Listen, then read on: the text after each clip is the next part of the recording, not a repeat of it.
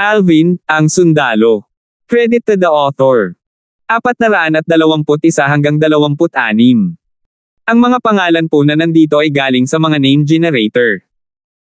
Kaya kung meron man pagkakatulad sa mga pangalan ng totoong tao o lugar, ito ay tunay na hindi sinasadya. Pagkatapos ng lahat, ang alinman sa mga pamamaraan ng paglilinang sa loob ng mga alaala ng Rebirth Martial Emperor ay isang first-rate na kayamanan sa Azure Forest Imperial Kingdom. Natitiyak ni Alvin na sina Leon, Philip, at ang iba pang miyembro ng Dalton clan ay hindi magkakaroon ng kahit kaunting pagtutol kapag nahaharap sa pamamaraang ito ng paglilinang. Leon, hindi ba lagi mong gusto ang Muscle Meridian Rebirth Scroll sa pag-aari ko? Dahil gusto mo ito, gagawa ako ng isa para sa iyo. Isang malamig na liwanag ang kumislap sa mga mata ni Alvin nang maisip niya si Leon. Whoosh!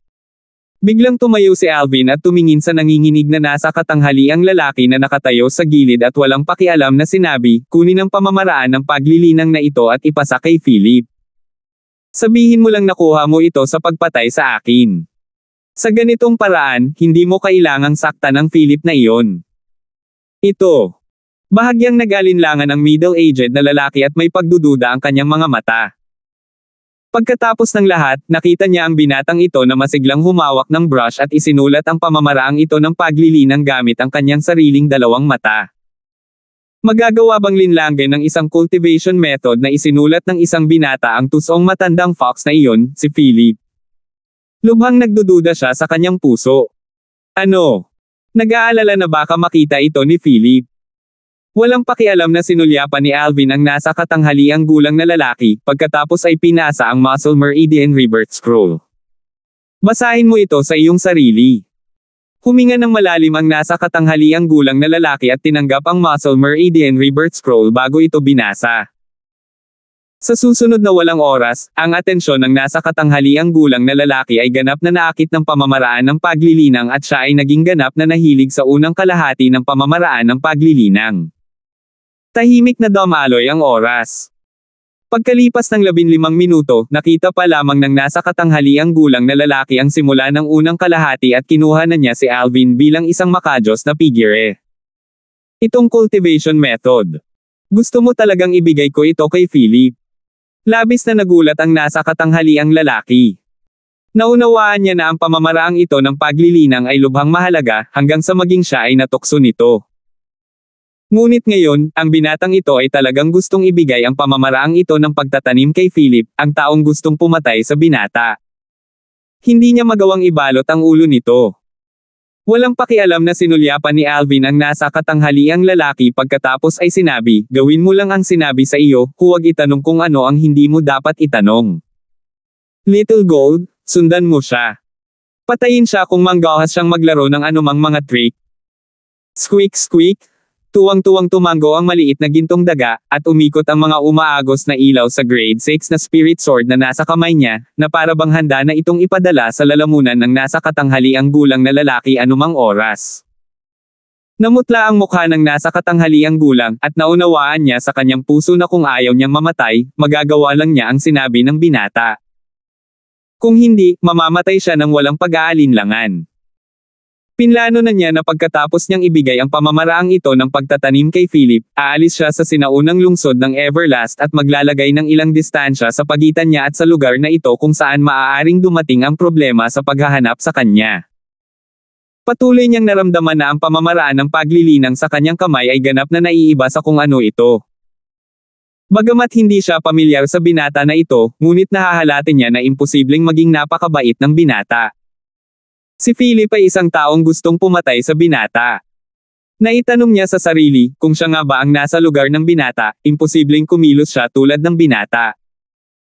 Nang umalis ang nasa katanghaliang gulang na lalaki, sinabi niya sa kanyang sarili, tiyak na may nagawa siya sa pamamaraang ito ng paglilinang. Pinaalis ni Alvin ang nasa katanghaliang lalaki sa pamamagitan ng kanyang mga mata, pagkatapos ay binawi ang isang tumpok ng mga kagamitan sa pagpipino ng mga armas habang naghihintay sa loob ng isang inn, habang balak niyang pinuhin ang isang sandata. Nagmamadali akong umalis sa huling pagkakataon at wala ako sa oras para pinuhin ang isang grade 6 na spirit sword para sa sarili ko at sa dalawang maliliit na babae. Aayusin ko muna ang isa para sa sarili ko. I will refine spirit swords para sa dalawang maliliit na babae kapag may oras ako sa hinaharap. Utos ni Alvin sa kanyang puso, at sa isang pitik ng kanyang palad, isang hibla ng berdeng apoy ang tumalon sa ibabaw ng kanyang palad. Grade 6 na alab ng armas. Ang tumpok ng mga materyales ay nag-transform sa mga pool ng mga likido sa sandaling mahawakan nila ang weapon flame, at sa huli, nagsanib ang mga ito. Ang mga kamay ni Alvin ay kumikislap na parang nagiging marami pagkatapos ng mga imahe. Nakakamangha ang bilis ng teknik niya. Kung naririto ang isang manggagawa ng armas, tiyak na magugulat siya dahil ang diskarte sa pagpino ng armas ni Alvin ay talagang kahanga-hanga. Hindi nagtagal, nang halos matuno na ang mga materyales, binawi ni Alvin ang makitid na espada na ginamit niya noon at isinama ito sa tumpok ng mga materyales. Kasunod nito, ang Violet Myrtle Flexible Sword ay inihagis din niya. Unti-unti, ang lahat ng mga materyales ay nagbago sa isang pool ng likido na nabuo ang hugis ng isang espada. Sa huli, ang hugis ay dahan-daang nagkaroon ng anyo upang maging isang maitim na violet na nababaluktot na espada. Ang nababaluktot na espada ay manipis na parang pakpak ng sikada. Tila hindi ito masyadong naiiba sa Violet Myrtle Flexible Sword, ngunit hindi maikukumpara ang kanilang lakas. Mahigpit na hinawakan ni Alvin ang flexible sword, pagkatapos ay nanginginig ang kanyang kamay at ang origin energy ay sumanib sa flexible sword. Sa isang iglap, ang origin energy ay nagngangalit at tumaas. Whoosh! Una, 6 na raang sinaunang mammoth silhouette ang lumitaw sa itaas ng Alvin, pagkatapos, isa pang 252 sinaunang mammoth silhouette ang lumitaw. Isang kabuuan ng 852 sinaunang mammoth silhouette.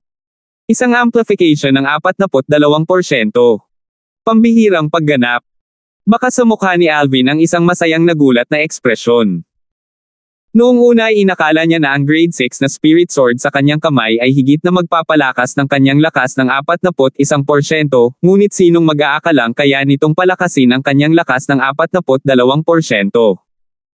Pagkatapos ng lahat, ang ordinaryong grade 6 spirit sword tulad ng makitid na espada na ginamit ni Alvin noon ay nakapagbigay lamang ng amplification na 38%. Ang grade 6 spirit saber, Tearless Knight, na nasa pag-aari ng 7-star sword sect Mizar Pixmaster, Frank, ay nakapagpalakas ng lakas ng 40% at ito ay may kakayahang matawag na nasa pinakamataas na grado sa gitna ng pinakamataas na grado. Kung saan ang grade 6 na spirit sword sa mga kamay ni Alvin ngayon ay ganap ng nalampasan ang Tearless Knight. Sa buong Cloud Continent, malamang si Alvin lang ang makakapagpino ng grade 6 spirit sword na tulad nito, ang nag-iisang taong may kakayahan. Pagkatapos ng lahat, kahit na ang Rebirth Martial Emperor sa lahat ng mga taon na ang nakalipas ay nagpino lamang ng isang grade 6 na spirit weapon na may amplification na 42%. Itong grade 6 spirit sword ay marahil ang pinakamataas kong nilikha. Napabuntong hininga si Alvin ng may damdamin, at lalo niyang hinigpitin ang pagkayam ng nababaluktot na espada. Sa hinaharap, ipagpapatuloy kitang tawaging Violet Myrtle Flexible Sword. Bahagyang hinaplos ni Alvin ang talim ng nababaluktot na espada sa kanyang kamay, ang kanyang tingin ay puro at banayad, na parang hinahaplos niya ang kanyang kasintahan. Swoosh! Biglang umalangaw-ngaw ang ihip ng hangin, na humadlang sa pag-iisip ni Alvin. Naramdaman ni Alvin ang paglubog ng kanyang balikat at hindi na niya kailangang tingnan kung sino ang bumalik. Munting ginto, kumusta? Naging maayos ba? Hehe. Kuya Alvin, na si Philip ay nagagalak nang makita niya ang pamamaraan ng paglilinang na dinala sa kanya ng kapwa niya. Tumingin siya sa akin na parang wala siyang ibang hinihiling kundi ang direktang linangin ito. Kuya Alvin, ano ang ginawa mo sa pamamaraang iyon ng paglilinang? Ang pagpapadala ng boses ng maliit na gintong mouse ay napuno ng kuryosidad. Anong magagawa ko? Umiling si Alvin at ngumiti, at natural na hindi siya magsasalita ng katotohanan. Pagkatapos ng lahat, ang katotohanan ay bahagyang hindi angkop para sa mga bata. Bukod dito, ang batang ito ay 7 o 8 taong gulang lamang sa taong ito, at ayon sa mga tao, siya ay maliit pa lamang. Kuya Alvin, hindi kaya napakabait mo para magpasa ng paraan ng paglilinang sa kanila? Ang maliit na gintong daga ay halatang hindi naniniwala sa kanya. Sige, bata ka. Tara na, aalis na rin tayo. Umiling si Alvin at ngumiti, pagkatapos ay umalis sa sinaunang lungsod ng Everlast kasama ang maliit na gintong daga. Pagkalabas nila sa ancient city of Everlast, si Alvin ay pumito at isang itim na figure ang bumaba mula sa abot tanaw. Ito ay tiyak ang unang antas ng nascent soul stage na mabangis na hayop, ang Sun Eagle. Tara na. Naka-cross-leg si Alvin sa likod ng Sun Eagle, at ang kasuotan ng disipulo sa loob ng korte ng Seven Star Sword Sect sa kanyang katawan ay lumipad sa hangin habang dinadala siya sa paglalakbay sa isang iglap ng Sun Eagle. Ang maliit na gintong daga ay nakatayo sa kanyang balikat habang siya ay interesadong tumingin sa kanan at kaliwa dahil siya ay puno ng pag-usisa sa lahat ng bagay sa paligid. Sinaunang lungsod ng Everlast, sangay ng Ancient River Trading Company. Look! Ang nagniningning na si Philip ay pumasok sa isang maliit na patio, at ang kanyang tono ay naglalaman ng pananibik sa loob. Ama! Hindi nagtagal, binuksan ni Luke ang pinto mula sa loob ng silid at binati si Philip. Pagkatapos nilang isara ang pinto ng silid, si Luke ay may nasasabik na ekspresyon. Pare, mukhang masaya ka, nagtagumpay kaya ito. Tingnan mo. Ipinasa ni Philip ang sinaunang at simpleng maliit na booklet sa kanyang kamay kay Luke. Muscle Meridian Rebirth Scroll. Nagliwanag ang tingin ni Luke nang makita niya ang pabalat ng maliit na booklet, at bahagyang natuwa siya. Pare, confirm po ba ito? Huwag kang mag-alala. Sinuri ni Itay ang isang bahagi ng simula. Ito ay walang kapantay na malalim at talagang isang tunay na pamamaraan ng paglilinang. Sa buong Azure Forest Imperial Kingdom, hindi, kahit na ito ay sa buong Darkstone Empire at Dark Cloud Dynasty, maaaring walang paraan ng paglilinang na napakahimala. Ang mukha ni Philip ay natatakpan ng napakatalino ng ngiti. Ngayon, sa wakas ay naiintindihan ko na kung bakit nagawang taglayin ni Alvin ang lakas at likas na talento sa ganoong edad. Ito ay ganap na dahil sa Muscle Meridian Rebirth Scroll na ito. Kahanga-hanga. Sa hinaharap, ang buhay ko, si Luke, ay ganap na magbabago. Huminga ng malalim si Luke at pinigilan ang pananabik sa kanyang puso, pagkatapos ay tumingin kay Philip at nagtanong. Pare, paano naman si Alvin? Don't worry, inalagaan na siya. Kung hindi, saan ba galing itong Muscle Meridian Rebirth Scroll? Nang matapos magsalita si Philip, tumawa siya ng malakas. Luke, pinag-isipan na ni Father. Umalis ngayon at magmadali sa Seven Star Sword Sect, at dalhin itong Muscle Meridian Rebirth Scroll para puntahan mo ang iyong tiyuhin. Ang lokasyon ng cultivation ng iyong lolo, isa sa siyam na dakilang spirit point ng Seven Star Sword Sect, ay mas angkop para sa iyo na ikalat ang Muscle Meridian Rebirth na ito sa halip. Lolo. Lumiwanag ang tingin ni Luke. Natural na alam niya na ang lolo na tinutukoy ng kanyang ama ay ang kilalang tao sa Seven Star Sword Sect. Isa sa dalawang Guardian Elder ng Seven Star Sword Sect. Tinawag siyang Elder Ming ng mga tao. Oo, ama. Mabilis na tumango si Luke. Sa lalong madaling panahon, sa ilalim ng kaayusan ni Philip, si Luke ay sumakay sa isang nascent soul stage na lumilipad na hayop at tumungo hanggang sa Seven Star Sword Sect. Lumakas ang mood ni Luke na parabang nakikita na niya ang kanyang makapangyarihang kinabukasan. Sa kabilang direksyon mula sa Ancient City of Everlast. Swoosh! Sa itaas sa himpapawid, isang napakalaking lumilipad na hayop ang dumaan ng napakabilis. Kung titingnang mabuti, malalaman ng isa na ang lumilipad na hayop na ito ay isang unang antas ng nascent soul stage Sun Eagle. Sa likod ng Sun Eagle, isang binata na nakakulay violet na casual na damit ang nakaupo na naka-cross-legged habang nakapikit habang nagmumuni-muni, halatang naglilinang. Sa ulo ng Sun Eagle, isang maliit na gintong bola ng balahibo ang nakabaluktot doon. Ito ay isang malambot at mabilog na maliit na gintong daga. Ang maliit na gintong mouse ay nakatayo sa ulo ng Sun Eagle at nagpadala ng voice transmission upang himukin ang Sun Eagle na magpatuloy. Bilis! Bilis! Bilis! Ay! Ang bagal mo! Kung mabagal ka pa, hihilingin ko kay Kuya Alvin na gumawa ka ng nilagang. Ang Sun Eagle ay isang nascent soul stage na mabangis na hayop, at nagtataglay ito ng pangunahing katalinuhan ng tao. Ang matalas nitong mga mata ay naglalaman ng bahagyang kawalan ng kakayahan at takot na naghalo sa loob ng marinig ang boses na transmisyon ng maliit na gintong daga. Little Gold, binubuli mo na naman si Sun Eagle. Biglang nagmulat ang binata na nakadamit ng violet na nasa likod ng Sun Eagle na kumikinang ng maliwanag. Sa sandaling ito, tila may iba sa katawan ng binata, isang bagay na mahirap unawain. 422. Hehe. Kuya Alvin, gising ka na. Ang figure ng maliit na gintong daga ay kumislap upang bumaba sa tuhod ng binata na nakadamit ng violet, pagkatapos ay itinaas niya ang kanyang maliit na ulo upang tingnan si Alvin habang nagpapadala siya ng voice transmission. Kuya Alvin, parang iba ka ng kaunti. Oo, nasira ko na. Nakangiting tumango ang binata na nakadamit ng violet na si Alvin. Eksakto, nakalusot siya. Opisyal na pumasok sa ikalimang antas ng Nascent Soul Stage. Munting ginto, nasaan tayo ngayon? Tanong ni Alvin sa maliit na gintong daga.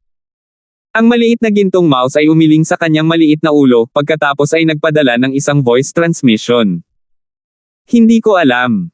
Hindi mo alam. Kumaibot ang mga sulok ng bibig ni Alvin pagkatapos ay tumingin siya sa Sun Eagle sa ilalim niya at palm ito, na nagpababa sa Sun Eagle. Agad na nanginig ang figure ng Sun Eagle, pagkatapos ay bumulusok sa pagbaba. Swoosh! Dinala ng Sun Eagle si Alvin at ang maliit na gintong daga, na tila naging isang arrow na umalis sa busog habang mabilis itong napunit sa kalangitan. Tumingin si Alvin sa lupa, at noon lang niya napansin na siya ay nasa langit sa itaas ng isang tiwangwang na bundok at kapatagan. Anong lugar ito?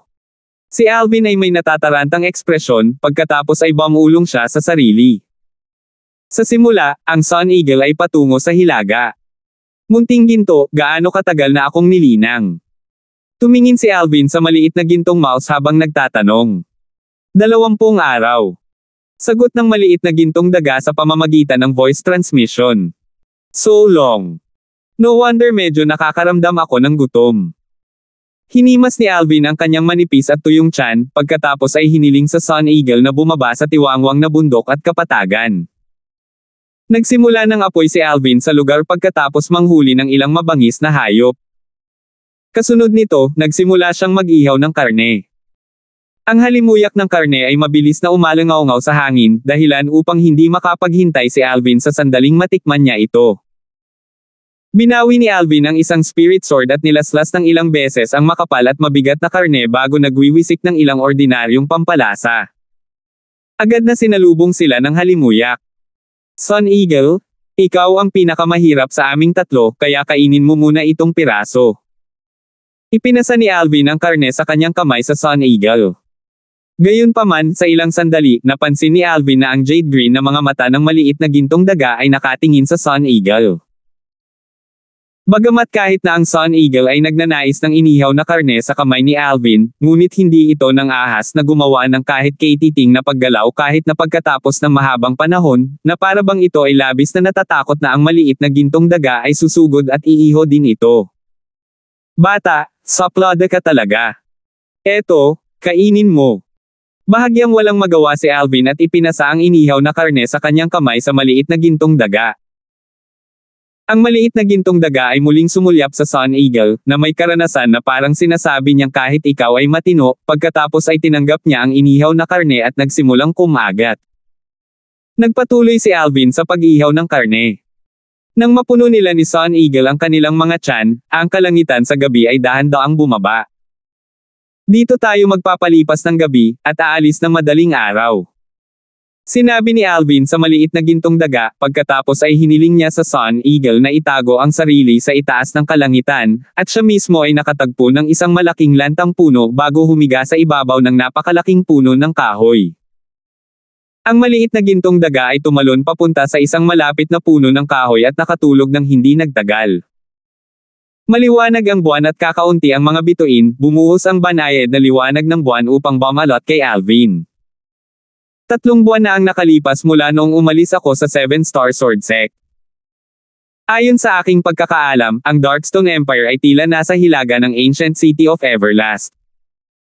Kung ang Sun Eagle ay lumipad pahilaga sa buong 20 araw, hindi ba't nangangahulugan na ang lupa sa ilalim ng aking mga paa ay kabilang na sa domain ng Darkstone Empire? Tinitigan ni Alvin ang maliwanag na buwan na nakasabit sa kalangitan habang iniisip niya sa kanyang puso.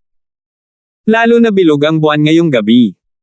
Sa kanyang nakaraang buhay, ang Mid-Autumn Festival ay ganap na walang kabuluhan sa kanya na ulila. Dahil, wala siyang kapamilyang makakasamang muli. Sa buhay na ito, iba. Siya ay may isang ina na nagmamahal sa kanya, at dalawang nobya na kanyang itinatangi tulad ng kanyang buhay. Unknowingly, 3 taon na ang nakalipas mula nang umalis sa Crimson Sky Kingdom. I wonder how mother is now. Matapos maalala ni Alvin ang ina ng kanyang kasalukuyang buhay, si Rosa, ang kanyang mga iniisip ay hindi na makontrol pagkatapos na mangyari ang mga ito. Ang 2 taong kasunduan sa Zither Young Master ay nasa 9 na buwan. Isasama ko sina Kelly at Little Megan sa isang paglalakbay pabalik sa Crimson Sky Kingdom pagkatapos matupad ang 2 taong kasunduan na ito. Nagtakda si Alvin ng plano sa kanyang puso. Ang kanyang mga iniisip ay naanod, at hindi na malayan, si Alvin ay nakatulog ng mahimbing. Sa madaling araw kinabukasan, muli silang umalis. 5 araw na sunod-sunod na lumipad ang Sun Eagle, ngunit hindi pa rin lumilipad palabas sa tiwangwang na lugar. Masyadong mabagal, masyadong mabagal. Sa huli, ang maliit na gintong mouse ay ganap na naiinip at nagpadala siya ng voice transmission kay Alvin. Kuya Alvin, ang bilis ng taong ito ay masyadong mabagal. Ililipad kita. Okay. Tumango si Alvin, habang ang bilis ng Little Gold ay nalampasan ng Sun Eagle ng higit sa 10 beses.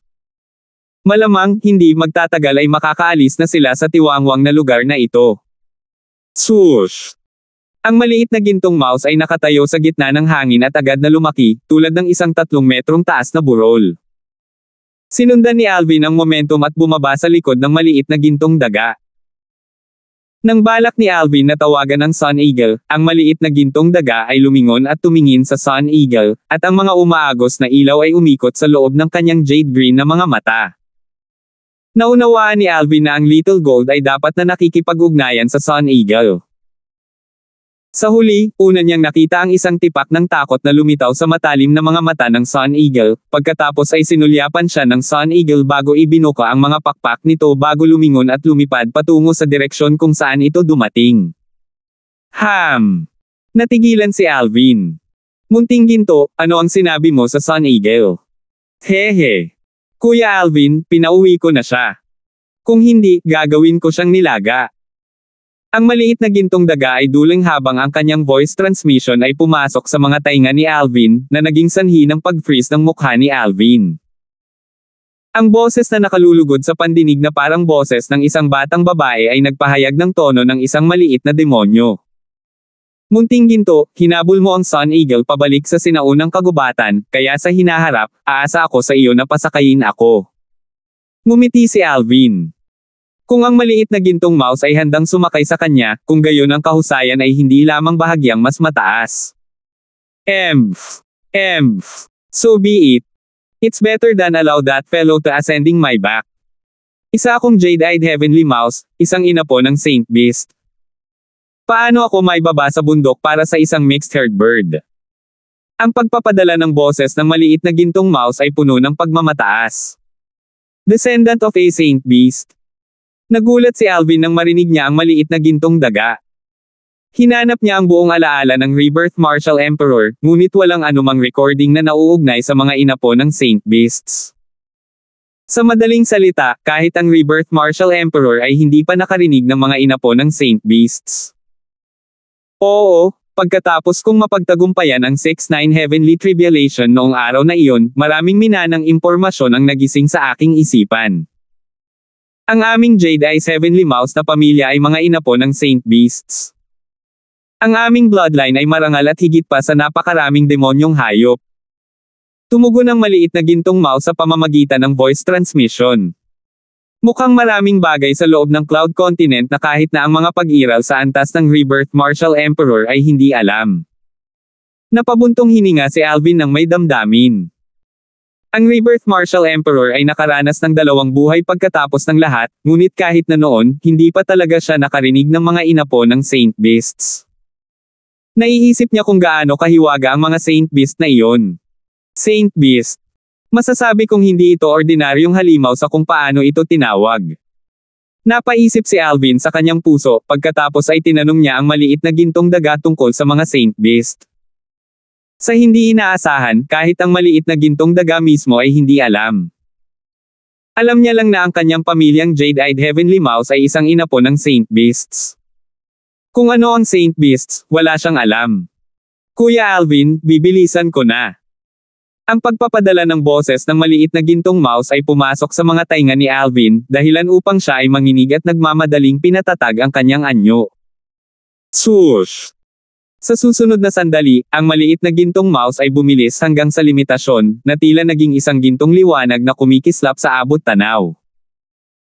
Kahit saan dumaan ang gintong liwanag, mahigit 1,000 sinaunang mammoth silhouette ang nagsilabasan kasunod nito, at isang makitid at mahabang landas sa kalangitan ang nabuksan sa pagitan ng mga ulap at ambon na tumatakip sa kalangitan. Ang landas sa kalangitan ay unti-unting nagsara at walang iniwan na anumang bakas. Tunay na mahusay. Nakahiga si Alvin sa malambot na likod ng maliit na gintong mouse, pakiramdam na hindi kapani-pani walang komportable na parang nakahiga sa sofa mula sa kanyang nakaraang buhay. Kahit na ang bilis ng maliit na gintong mouse ay hindi tumaas sa limitasyon, ito ay halos 10 beses na mas mabilis kaysa sa buong bilis ng Sun Eagle, at ito ay nagligtas sa kanya ng maraming oras. Kuya Alvin, may lungsod sa unahan, maghanap tayo ng makakainan. Dinala ng maliit na gintong daga si Alvin at lumipad ng kalahating araw, tila siya ay nakatuklas at ang kanyang katawan na parang isang maliit na burol ay bumulusok pababa habang siya ay nagpadala ng voice transmission kay Alvin. Ibinaba ni Alvin ang kanyang ulo upang tumingin sa lupa.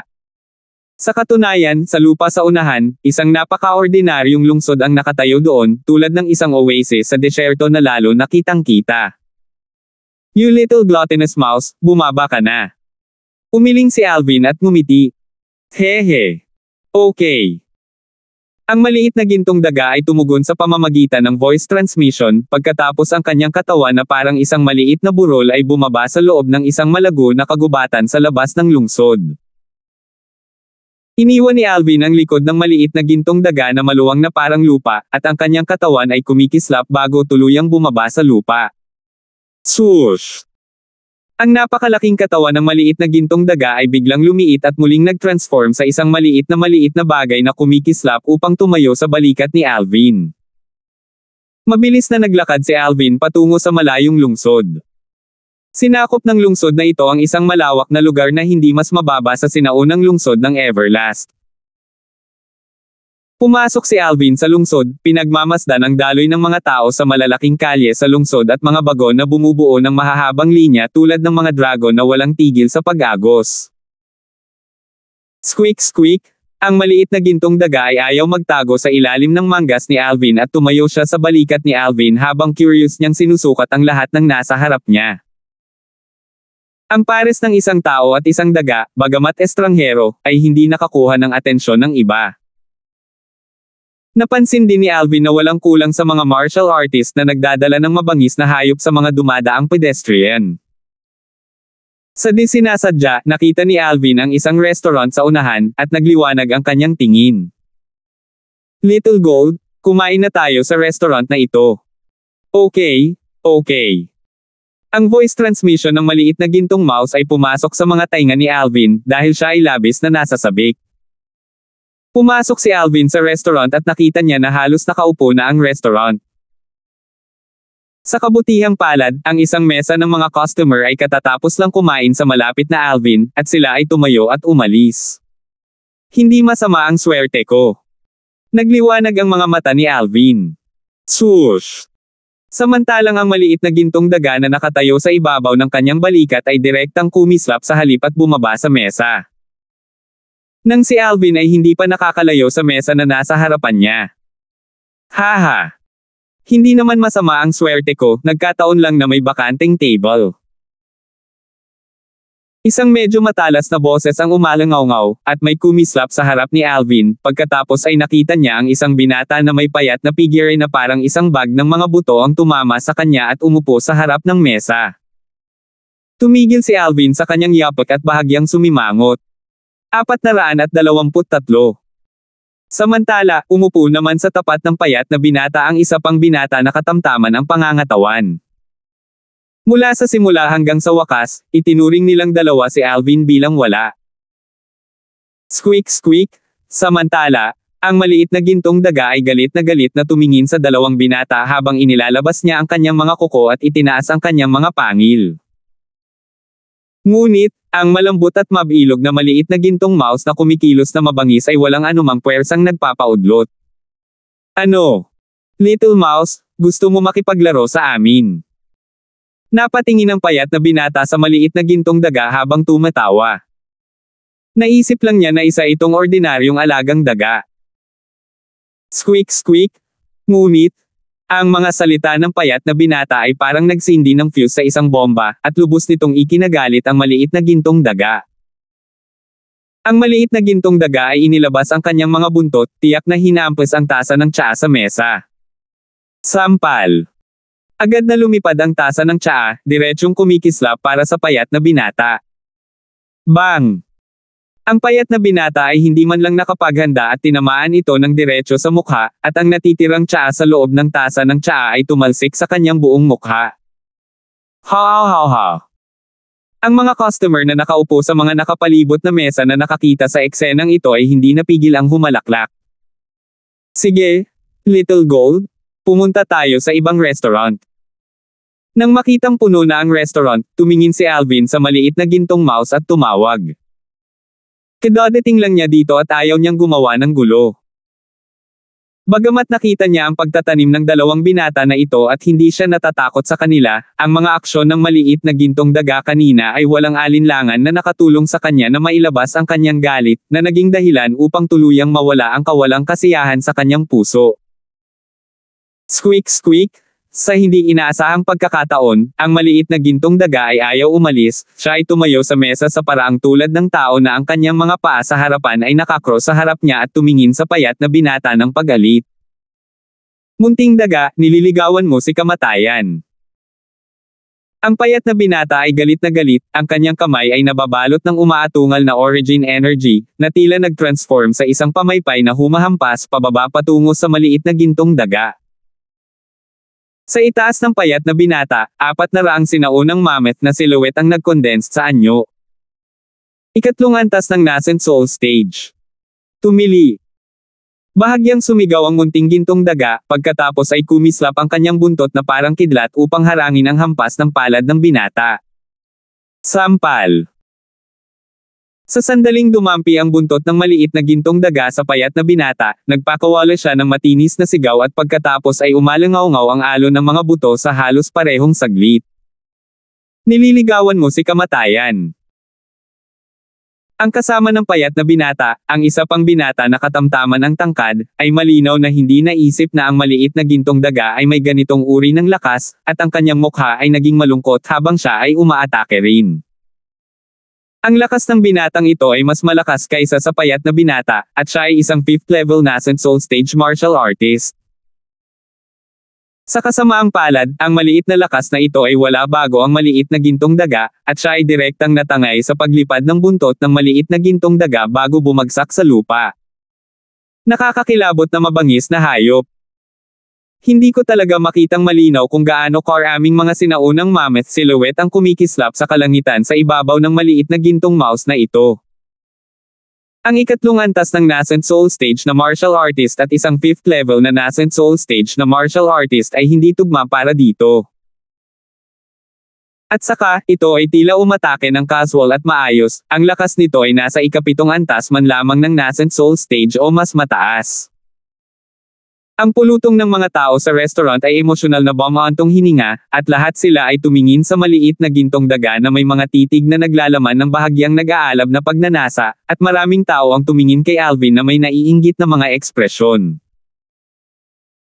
Ang dalawang kabataang lalaki na tinuruan ng isang maliit na gintong daga ay nadama na sila ay nawala ng mukha at umalis sa restaurant na nanlulumo.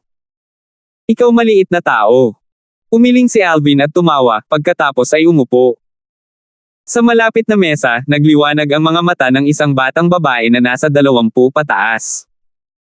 Napakaganda at kakilakilabot na maliit na gintong daga. Ano? Little Eliza, gusto mo yang daga? Nakataas ang kilay na hugis espada ng binata na may burden na damit na nakaupo sa tapat ng dalaga at bakas ng pagmamahal ang mga mata nito. Inilabas ng dalaga ang kanyang dila. I like it, but unfortunately. May-ari na. Simple lang di ba? Ang binata na may burden na damit ay tumayo at direktang naglakad patungo kay Alvin. Kakaupo lang ni Alvin at umorder ng pagkain mula sa attendant nang mapansin niyang naglalakad ang binata na may burden na damit. Hindi nagtagal, ang binata na may burden na damit ay sumulyap kay Alvin nang walang pakialam at nagtanong. Hoy! Magkano yung mouse mo?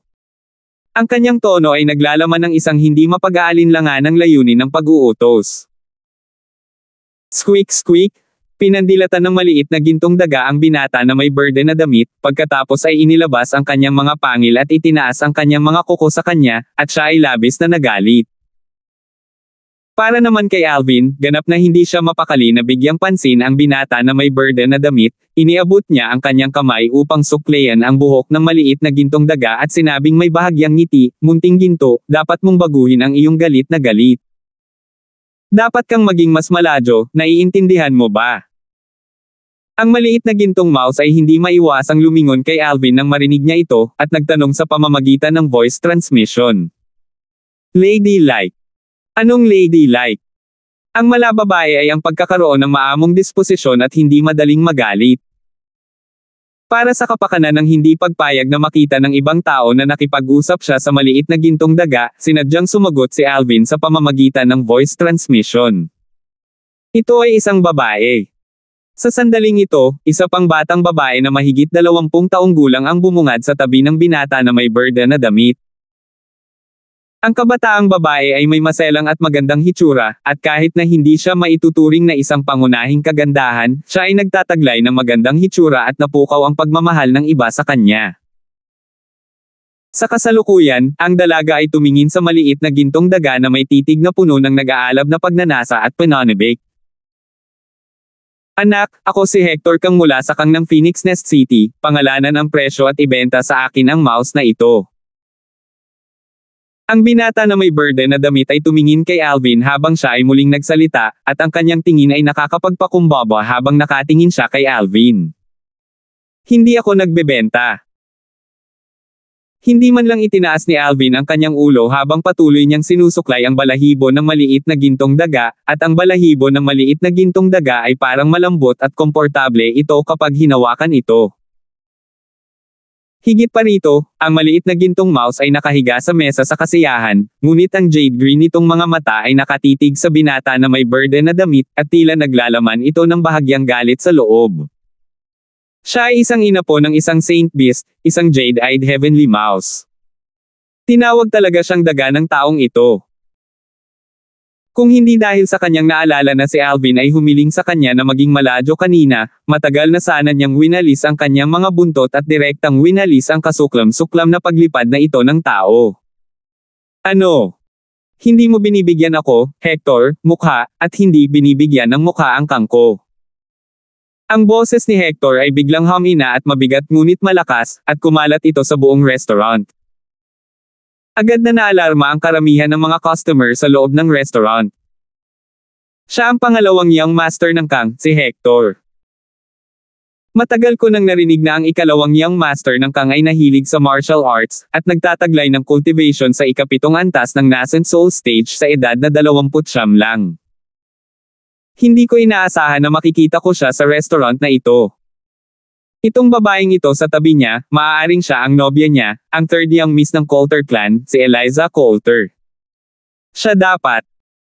Nang makita niyang nagkakagulo ang restaurant mula sa isang pangungusap ng Hector, itinaas ni Alvin ang kanyang ulo at kalmadong sinulyapan si Hector.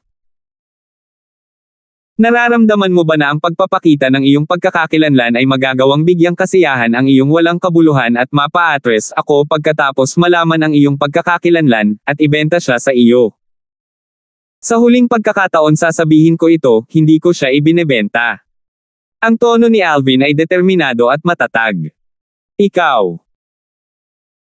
Habang nagalit si Hector dahil sa kahihiyan, ang origin energy sa kanyang katawan ay lumundag at ang enerhiya ng langit at lupa ay umikot sa ibabaw niya upang magtagpo sa 1,100 sinaunang mammoth silhouette sa huli. 8th level Nascent Soul Stage. Ang pangalawang Young Master ng Kang ay nasira na naman. Ang likas na talento ng ikalawang Young Master ng Kang ay talagang napakapangit. Bukod sa anak ng gobernador ng lungsod, natatakot ako na walang sino man sa nakababatang henerasyon ng ating Phoenix Nest City ang kayang ikumpara sa kanya. 29 na taong gulang na ikawalong antas na Nascent Soul Stage martial artist. Kahit sa buong Darkstone Empire, ang gayong likas na talento ay maaaring ituring na isa sa nangunguna sa mid-range ng natural na mga talento. Ang swerte ng Kang ay talagang magandang magkaroon ng ganitong henyo sa martial daw. Ang karamihan ng tao sa loob ng restaurant ay nagulat lahat sa lakas na ipinakita ni Hector. Ano, gusto mo pang gumamit ng dahas? Si Alvin ay nanatiling walang kibo habang walang pakialam na nakatingin kay Hector. E paano kung ako nga? Malakas na sigaw ni Hector, umungal ang kanyang origin energy habang itinaas niya ang kanyang kamay, pagkatapos ay nag-transform ito sa isang puting kulay na ahas na pumulupot sa kanyang braso. Bang! Humampis siya gamit ang kanyang kamao, ang mga tunog ng pagsabog ng hangin ay patuloy na tumaas at bumaba habang ang puting ahas ay kumikislap upang kumagat kay Alvin. Si Alvin ay may kalmadong ekspresyon, na parang hindi niya sineseryoso ang suntok ni Hector. Ngunit ang kamay na inilagay niya sa maliit na gintong daga ay binawi na. Tumili. Biglang umalangaw-ngaw ang malakas na sigaw, dahilan para mamatla ang karamihan ng mga customer sa restaurant. Ang ilang mga customer na may medyo mas mababang cultivations ay namutla, na para bang sila ay dumanas ng matinding dagok. Ito ay ang galit na sigaw ng Little Gold. Kasabay nito, ang mga buntot ng Little Gold ay muling nag-alis, at ang hangin sa paligid ay tila ganap na hinigop habang ito ay gumagalaw upang salubungin ang pababang kamao ni Hector. Ang puting kulay na ahas na umagos mula sa kamao ni Hector ay dinurog ng buntot ni Little Gold, at hindi lang iyon, ang buntot ni Little Gold ay mabilis na bumaba sa kamao ni Hector. Sampal. Isang napakalaking sampal ang umalangaw-ngaw, at kasabay nito ay isang matinis na sigaw at malinaw na tunog ng mga buto na nagbibitak at sumasabog. Kasunod nito, ang nakasisilaw na sariwang dugo ay nag-spray mula sa kamao ni Hector, na naging maraming magaganda ang pulang rosa sa hangin na dahan-daang bumababa. Bang! Para naman kay Hector, siya ay direktang natangay sa paglipad ng buntot ng maliit na gintong daga. Ang kanyang kamao ay ganap na naglaho, at kalahating putol na braso na lang ang natitira. Malinaw, ang kamao ni Hector kasama ang kalahati ng kanyang braso ay direktang nadurudge ng maliit na gintong mouse's tail swing. Halimaw ng demonyo. Isa itong demonyong halimaw. Ang mga tingin ng mga tao sa restaurant ay blanko na nakatingin sa 2,000 sinaunang mammoth silhouette na unti-unting nagkakalat sa ibabaw ng maliit na gintong daga, at sila ay ganap na natulala. Void Prying Stage Demonyong Hayop. Si Hector na huminto sa pagdurugo mula sa kanyang putol-putol na braso nang nahihirapan ay nagkaroon ng malagim na maputlang mukha nang makita niya sa kanyang pagkamangha ang 2,000 sinaunang mammoth silhouette na unti-unting nawawala, at ang kanyang mga mata ay nagsiwalat ng takot. Hindi niya akalain na ang daga na ito ay talagang isang mabigat na demonyong hayop. Kuya Huwei. Ang magandang mukha ni Eliza ay namutla habang nagmamadaling lumapit kay Hector pataas, at ang titig niya nang muli niyang tingnan ang maliit na gintong daga ay ganap na iba. Halimaw ng demonyo. Ang cute na maliit na gintong daga na ito ay talagang isang demonyong hayop na pumutol sa braso ng kanyang kasintahan sa pamamagitan lamang ng pag-indayog ng buntot nito. Little Eliza, alis na tayo. Huminga ng malalim si Hector bago umalis kasama si Eliza. Nang siya ay umalis, isang pakiramdam ng nagyayelong lamig at takot ang bumungad sa titig na binaril ni Hector kay Alvin. Ang binatang ito ay may demonyong halimaw sa kanyang tabi at halatang may kakaibang background. Pagkaalis ni na Hector at Eliza, ang mga tingin ng mga tao sa restaurant ay lumayo kay Alvin at sa maliit na gintong daga, dahil labis silang natatakot na ang patuloy na pagtingin ay magdulot sa kanila ng kapahamakan. Demonyong halimaw iyon. Isang pag-iral na maihahambing sa isang eksperto sa void prying stage. Hindi ito isang bagay na maaari nilang masaktan. Kapayapaan sa wakas. Tumaas ang kilay ni Alvin pagkatapos ay tumingin sa maliit na gintong daga at sinabing may bahagyang ngiti, "Munting ginto, magaling ka." Squeak squeak. Ang jade green na mata ng maliit na gintong daga ay naglabas ng kinang ng tuwa nang siya ay purihin ni Alvin. 424. Maya-maya pa ay dumating na ang pagkain niya. Matapos kumain ng kaunti si Alvin, nag-concentrate siya sa panonood sa maliit na gintong daga na nilagok ang kanyang pagkain. Ang katawan ng maliit na lalaki ay tila maliit, ngunit siya ay isang matako, at naging sanhi ito ng maraming tao sa restaurant na mag-click sa kanilang mga dila sa pagtataka. Biglang, isang alon ng talakayan ang pumasok sa tainga ni Alvin. Bilisan mong tapusin ang pagkain mo, makakapanood pa tayo ng mga laban bago ang groom search competition para sa anak ng city governor. Masyadong malakas ang lakas ng anak na babae ng city governor, not to mention a young genius below the age of 25, I'm afraid there is not even anyone among the young geniuses below age of 30 of our Darkstone Empire na kayang maging katapat ng city governor's daughter. Ngayon ang huling araw ng groom search competition, at halos lahat ng mga batang henyo sa paligid ng ating Phoenix Nest City ay sumugod. Gayunpaman, sa aking palagay, natatakot ako na walang makakatalo sa anak na babae ng city governor kahit sa huling araw na ito para maging manugang ng city governor. Masyadong mataas ang mga kinakailangan ng Lord City Governor. Ang pagkatalo sa kanyang anak na babae sa edad na wala pang 25 taong gulang. Kahit sa buong Darkstone Empire at sa Dark Cloud Dynasty, natatakot ako na ang gayong tao ay isang pag-iral na katulad ng mga balahibo ng Phoenix at mga sungay ng Kilin. Ang dalawang tao na nag-uusap ay mabilis na tinapos ang kanilang pagkain bago umalis. Kompetisyon sa paghahanap ng groom. Umiling si Alvin at ngumiti nang hindi niya akalain na ang mga pangyayari na lalabas lamang sa mga nobela mula sa kanyang nakaraang buhay ay talagang makakaharap niya. Hindi nagtagal, may ilang tao pang pumasok sa restaurant, at napabuntong hininga sila ng may emosyon habang naglalakad. Nagtataka talaga ako kung anong antas ng paglilinang ang anak na babae ng gobernador ng lungsod. Ngayon, ang binatang iyon sa paligid ng edad na 24 na nagtataglay ng isang paglilinang sa ika-4 na antas ng Nascent Soul Stage ay talagang natalo niya. Ang binatang iyon ang pinakamalakas na taong sumali sa groom search competition hanggang ngayon. I never imagined na natalo pa rin siya ng anak ng city governor in one move.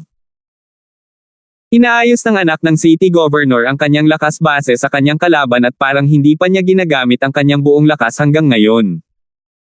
Mukhang walang makakakuha ng kagandahan. Beauty. Ayon sa pagkakaalam ko, laging nakaveil ang anak ng city governor. Di kaya nakita mo na ang itsura niya. Hindi natin alam kung maganda ba siya o hayop. Paano kung pangit siya? Ang maging manugang ng city governor at makakuha pa ng soul transformation fruit ay walang alinlangan na isang magandang kapalaran. Prutas ng pagbabagong kaluluwa. Si Alvin sa una ay walang pakialam dito, ngunit nang marinig niya ang isa sa mga tao na binanggit ang soul transformation fruit, natuwa siya nang bigla siyang tumayo. Kuya! Tumingin si Alvin sa katanghaliang lalaki na nagsalita kanina at magalang na nagtanong. Sinabi mo ba ang soul transformation fruit kanina? Tumango ang nasa katanghaliang lalaki nang makita niyang si Alvin ay napakagalang at sinabi niya ng may kalmadong ekspresyon. Eksakto, ito talaga ang soul transformation fruit. Ano? Little brother, interesado ka ba sa soul transformation fruit? Oo. Tumango si Alvin, pagkatapos ay nagtanong. Narinig kong sinabi ni Kuya kanina na may paraan para makuha ang soul transformation fruit. Tumango ang middle-aged na lalaki. Eksakto, ang city governor ay nagdaos ng groom search competition para sa kanyang walang asawang anak na babae nitong nakalipas na 10 araw. Ngayon ang huling araw. Hanggat kaya mong talunin ang anak na babae ng gobernador ng lungsod sa groom search competition, kung gayon hindi ka lamang magiging manugang ng gobernador ng lungsod, makukuha mo pa ang soul transformation fruit. Kumbaga, ang soul transformation fruit na ito ay isang magandang bagay.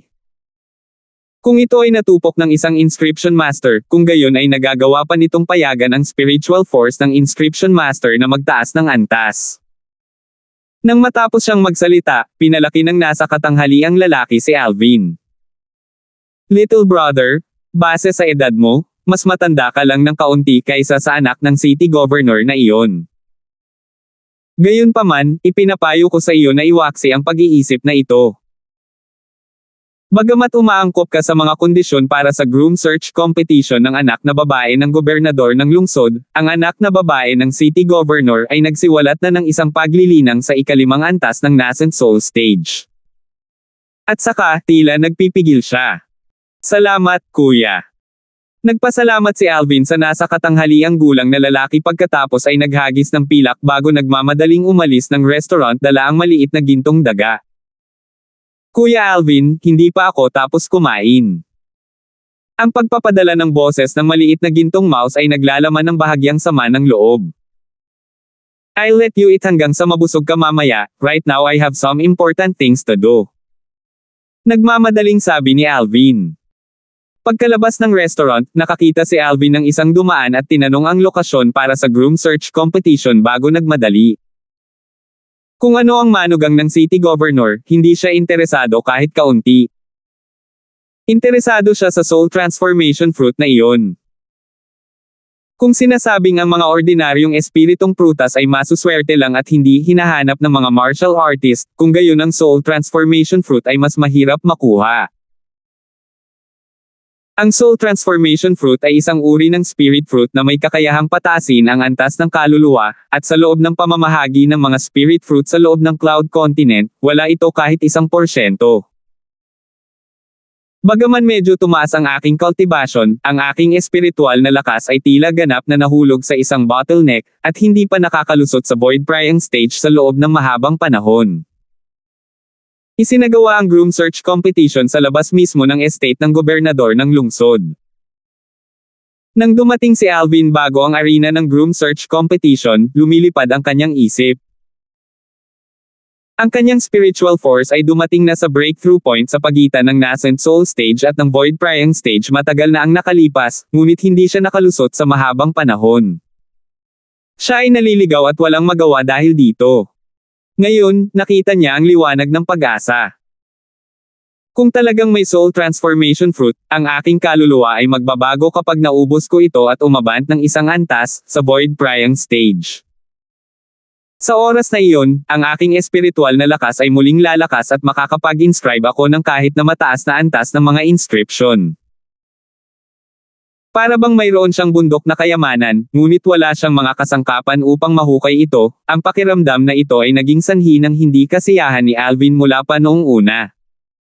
Groom search competition. Fun. Fun.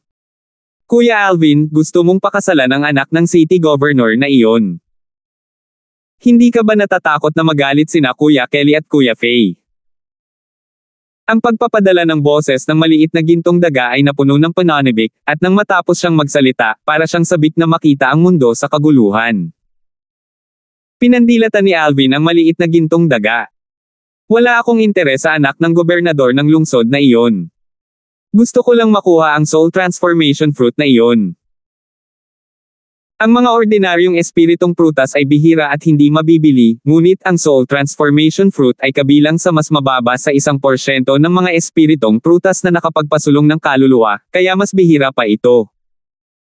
Sa kasalukuyan, dahil nakatagpo ito ni Alvin, hindi niya madaling palalampasan ang pagkakataon. Hindi nagtagal, dumating na si Alvin sa kanyang destinasyon.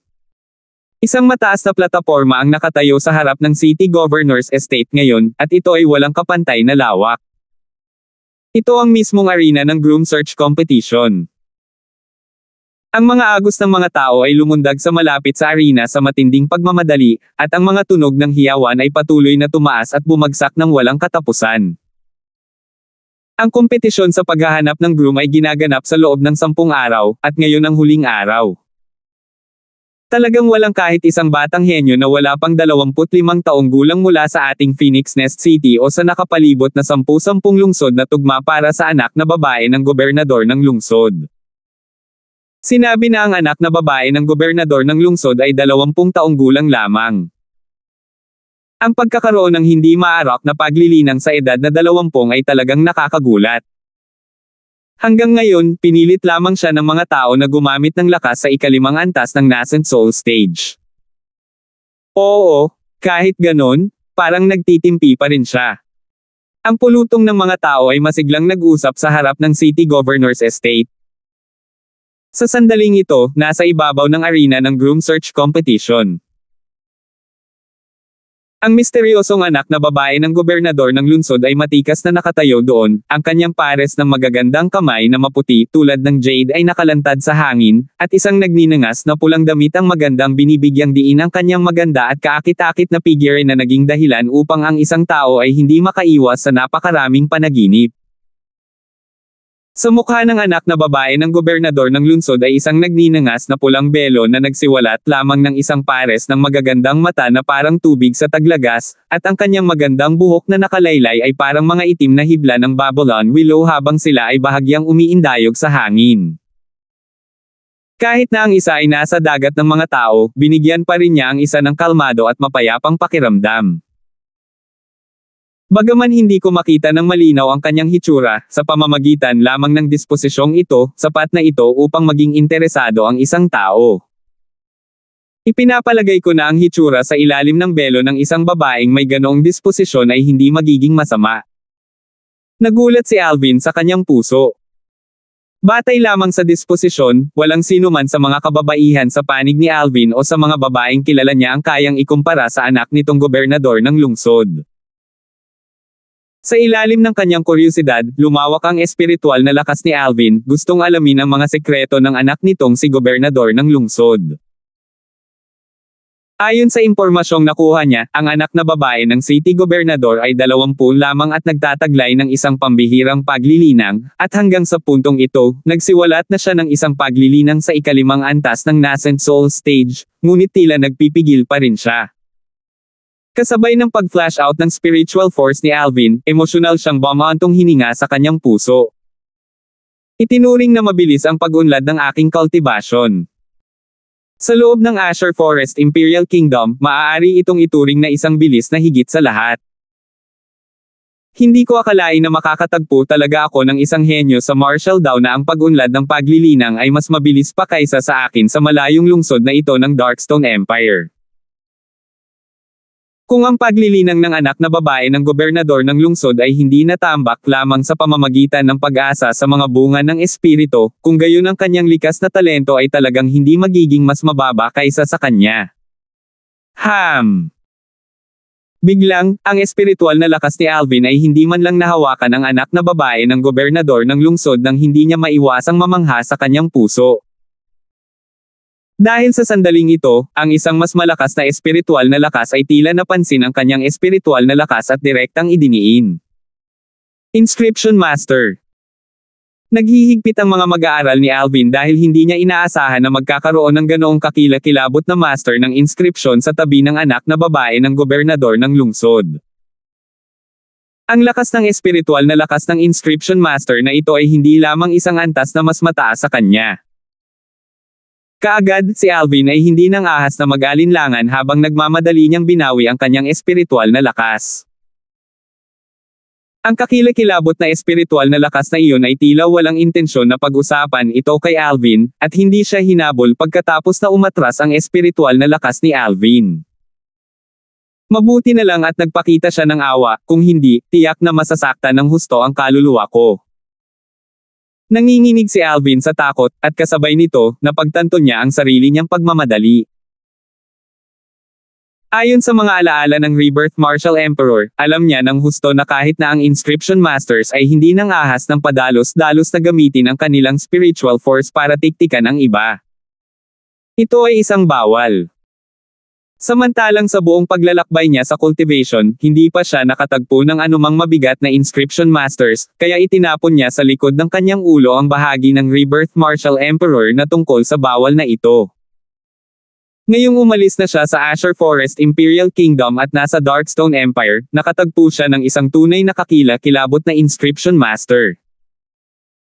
Ang mga tingin ni Alvin ay nagsimulang walisin ang karamihan ng mga tao, gustong mahanap ang may-ari ng mabigat na espiritual na lakas na lumawak kanina. Pero kahit anong hanap niya, hindi niya napansin ang bakas ng taong iyon. Tila lumitaw ang taong iyon sa labas ng hangin. Pwede bang dumating din ang Inscription Master na ito para sa Soul Transformation Fruit? Nadurog ang puso ni Alvin nang magkaroon ng masamang premonition sa kanyang puso. 425. Sa kalangitan sa itaas ng arena ng Groom Search Competition sa labas ng City Governor's Estate, may dalawang figure na nakatayo sa kalangitan sa likod ng mga ulap at ambon. Ang isa sa dalawa ay isang nasa katanghaliang gulang na lalaki sa isang pulang-pula na damit na may gintong mga gilid. Ang nasa katanghaliang gulang na lalaki ay may matatag na ekspresyon, nagpapalabas ng isang marangal na disposisyon habang siya ay nakatayo, at ito ay walang hugis na nagdala ng isang uri ng mapang-ipong pakiramdam sa iba. Sa tabi ng nasa katanghaliang gulang na lalaki, isang matandang lalaki na higit sa 70 taong gulang ang nakatayo sa hangin. Kawili-wili, kawili-wili. Ang matandang lalaki sa kulay abong damit ay may kalmadong ekspresyon, at ang kanyang maputik na mga mata ay biglang lumiwanag na para bang may napansin siyang bago. Kuya kong, may napansin ka ba? Curious na tanong ng middle-aged na lalaki. Eldest young master, marahil. Ang nakatadhana na tao ng young miss ay lumitaw. Mabagal na nagsalita ang matandang nakadamit na kulay abo na may hindi maarak na ekspresyon. Kuya kong, ang ibig mong sabihin ay. Naningkit ang mga mata ng nasa katanghaliang lalaki at may pagtataka. Sa arena ng Groom Search Competition, tahimik na nakatayo doon ang anak na babae ng gobernador ng lungsod. Samantalang bagaman maraming tao sa paligid, karamihan sa kanila ay dumating upang manood ng palabas, at walang umakyat sa arena pagkatapos ng mahabang panahon.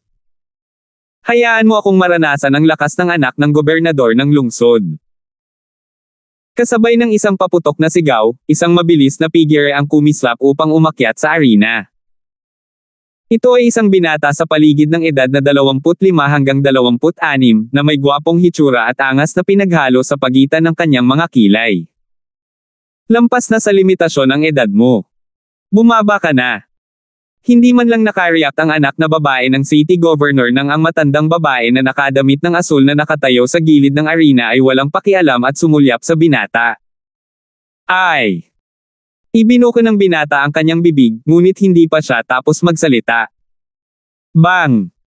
Isang napakalaking putok ang tumunog, at lumitaw ang isang may edad na figure kung saan nakatayo ang binata kanina. Sa isang kisap mata, nakita ng lahat na naroroon na ang matandang babae na nakasuot ng asher na nakatayo sa gilid ng arena ay biglang nakatayo sa kinatatayuan ng binata kanina. Samantalang ang binata, diretsyong napasabunot siya sa arena. Ang kompetisyon sa paghahanap ng kasintahan ng aking batang miss ay pinigilan sa mga batang talento sa ilalim ng edad na 25. Huwag dumating upang gumawa ng isang tanga sa iyong sarili kung ikaw ay higit sa 25 taong gulang. Maaari kong makilala kung ang iyong edad ay tapos na o hindi sa isang sulyap, huwag subukan ang iyong swerte. Mabagal na nagsalita ang matandang babae na may tono na naglalaman ng walang kapantay na kumpiyansa na pinaghalo sa loob. Gayunpaman, walang sinumang naruroon ang nang-ahas na pagdudahan ang sinabi ng matandang babae. Napakabilis. Naningkit ang mga mata ni Alvin na nakatayo sa gilid ng arena. Ang bilis ng matandang babae ay nakakagulat na matulin. Kahit na curious siya sa lakas ng matandang babae, hindi nang ahas si Alvin na gamitin ang kanyang espiritual na lakas para makita ito. Maaaring ang kakilakilabot na espiritual na lakas noon ay nanggaling sa matandang babaeng ito. Hindi mapigilan ni Alvin na mag-isip sa kanyang puso. Napansin niya ang matandang babae na nakatayo sa tabi ng arena noon pa man, ngunit naisip niya lamang na isa itong ordinaryong lingkod ng City Governor's Estate. Hindi niya akalain na itinago ng matandang babae ang kanyang kakayahan. Payagan mo ako. Isang magaan na figure ang bumaba sa arena, ito ay isang binata sa paligid ng edad na 23 o 24. Swoosh! Napatingin ang binata sa anak na babae ng city gobernador na nakatayo sa di kalayuan, pagkatapos ay tumapak siya sa lupa, na naging isang bugzo ng hangin habang siya ay nagkukuso upang makakuha ng kalamangan sa labanan. Whoosh! Sa himpapawid, 600 sinaunang mammoth na silhouette ang nag-condense sa anyo, pagkatapos ay lumabas sa isang mabigat na hanay. Swish! Isang 3 talampakang haba na talam ang lumitaw sa kamay ng binata, pagkatapos ay nagngangalit ang kanyang origin energy habang winalis niya ito ng paalang. Kaagad, isa pang 168 sinaunang mammoth silhouette ang lumitaw sa tabi ng 600 sinaunang mammoth silhouette. Ika-4 na antas ng Nascent Soul Stage. Grade 7 Spirit Weapon. Ang sword strike na ito ay naglalaman ng lakas ng 768 sinaunang mammoth. Ang mga puso ng mga taong naruroon ay hindi maiwasang lumutang hanggang sa kanilang mga lalamunan nang makita nila ang espada ng binata na malapit nang dumampi sa anak na babae ng gobernador ng lungsod. Swoosh!